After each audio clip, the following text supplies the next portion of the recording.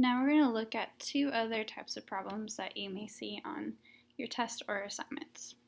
So for number 3, it says that the area of a rectangle is represented by the polynomial 3y cubed plus 15y squared minus 27y squared units. If the width of the rectangle is 3y, find the length. So here it's important to remember, how do we find area? Well, I know area is just equal to my length times my width. Now I'm going to plug in what I know into this equation. Well, I know that the area is this polynomial here, so it's 3y cubed plus 15y squared minus 27y. I don't know my length, that's what I'm trying to find, but I know that my width is 3y. So now I have this equation, and I'm wanting to solve for L. I'm wanting to find what my length is. So I need to get rid of this 3y. Well, to get rid of it, since it's being multiplied on this side, I need to do the inverse operation and divide it. And on this left-hand side, when I'm dividing 3y, I want to make sure I'm dividing every single term by 3y.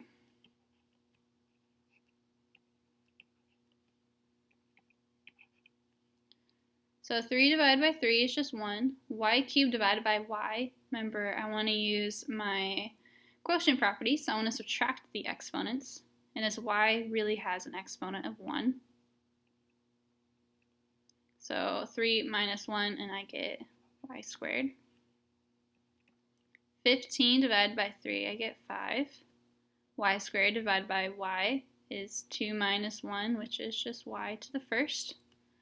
Or just write y. 27 divided by 3 is 9. And then y to the first divided by y to the first is really y to the 0, since 1 minus 1 is 0. But that's just equal to 1, and so those just cancel out. And so this is my length.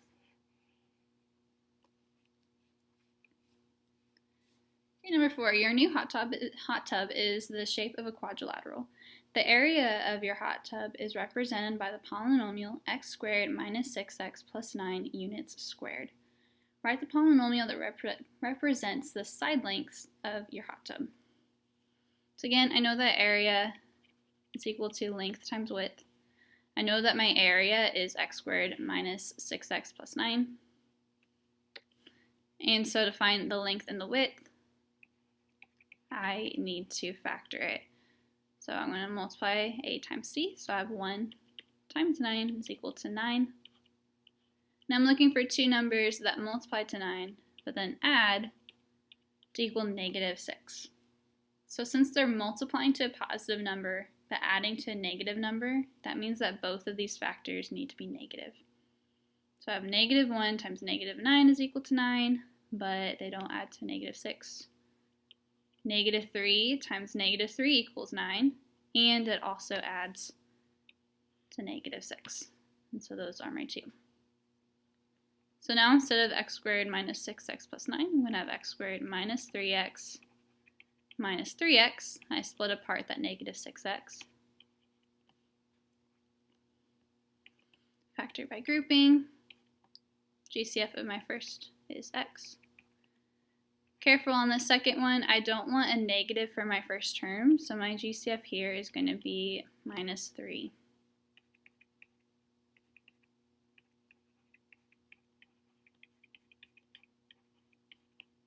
And so I get here that my factored form is x minus 3, x minus 3. So my length and my width are the same. They're x minus 3. So looking at that second part, it says, what type of quadrilateral is your hot tub? Well, since they have the same length as the width, the only type of quadrilateral that has that for this hot tub is going to be a square. Now, my reason there is length and width are the same.